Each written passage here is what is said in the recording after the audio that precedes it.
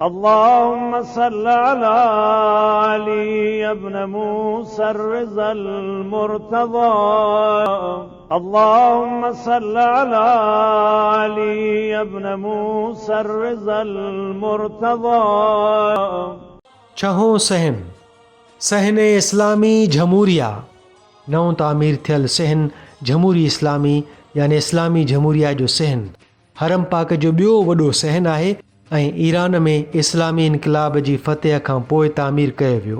इहो हरम पाक जे ओलह में वाक़िअ आहे ऐं इन जी राज़ी 17,500 चौरस मीटर आहे ऐं सहन इनक़लाब जे बराबरि आहे। सहन जे चइनि पासनि ते 4 हमवार ऐवान ठहियल आहिनि जिन मां ऐवान क़िबला सभ खां वेकिरो ऐं वॾो आहे। इहे ऐवान रिवायती इस्लामी तर्ज़ तामीर में ठहियल आहिनि। सहन जा उभरंदे ऐं उत्तर वारा पासा जूतनि जे रखण वारी जाइ नंबर 15 ऐं 16 ज़रिए आलिया अल विलाया पोर्च सां ॻंढियल आहिनि। इहो उत्तर खां बस्त शेख तूसी यानी मथे बस्त, ओभर खां दारुल विलाया, दारुल हदाया ऐं दारुल रहमा जे पोर्चनि सां ऐं आख़िर में ॾखिण ऐं ओलह खां बस्त शेख भाई रिज़वी सेन सां ॻंढियल आहे। हिन सेन में हिकु सुनहरी हाल ऐं हिकु दरी आहे जेका दारुल विलाया पोर्च ऐं दरगाह खे ॻंढे थी। सेन जे उतरे ऐं ॾाखिणे कमरनि में 2 सुनहरी मीनार आहिनि जिन मां हर हिकु 30 मीटर ऊचो आहे ऐं सेन में 30 कमरा ऐं 46 स्टॉल आहिनि। सकाफ़ती मामलनि ऐं बैन अल-अक़वामी तालुकात जूं आफ़ीसूं हिन सेन जे उतरे कुंड में वाक़िअ आहिनि। सेन जे विच में हिकु मुस्ततील पाणी जो तलाउ आहे। सेन जे सुनहरी हाल जे साम्हूं ख़ूबसूरत सकाखानो यानी अवामी पीअण जी जाइ आहे।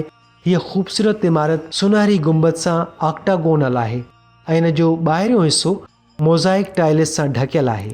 हिन सकाखाने में पाणीअ जी फ़राहमी इलेक्ट्रॉनिक सिस्टम ज़रिए कई वेंदी आहे। सेन जे विच में उस आहे जेका सॼे साल में मंझंदि जी निमाज़ लाइ सही वक़्त जी नुमाइंदगी करे थी।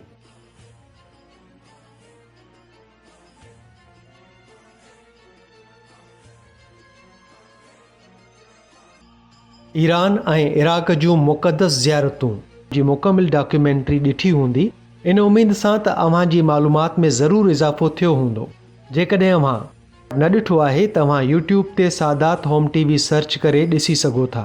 ऐं हा, ॾिसण खां बाद अव्हां ॾिसंदड़नि खे गुज़ारिश आहे त यूट्यूब ते सादात होम टीवी खे ज़रूरु सब्सक्राइब कंदा ऐं बेल आइकान खे ज़रूरु वॼाईंदा यानी घंटीअ खे ज़रूरु वॼाईंदा त जीअं हर नई वीडियो अपलोड थियण जो पैगाम पहिरियां अव्हां खे पहुचे। ऐं हा, Sadat home TV Facebook, Twitter ऐं इंस्टाग्राम ते पिणु मौजूदु आहे। उमेद करियूं पिया त हीअ असांजी कोशिशि अव्हां खे ज़रूरु पसंदि आई हूंदी। अगरि पसंदि आई आहे त हिन वीडियो खे पंहिंजे दोस्तनि, मिटनि माइटनि ऐं ग्रुपनि में ज़रूरु शेयर कंदा त जीअं हू बि हिननि ज़ियारतुनि जे सफ़र खां मुस्तफ़ीद थी पंहिंजे इल्म में इज़ाफ़ो करे सघनि। पंहिंजी क़ीमती राय खां ज़रूरु आगाह कंदा।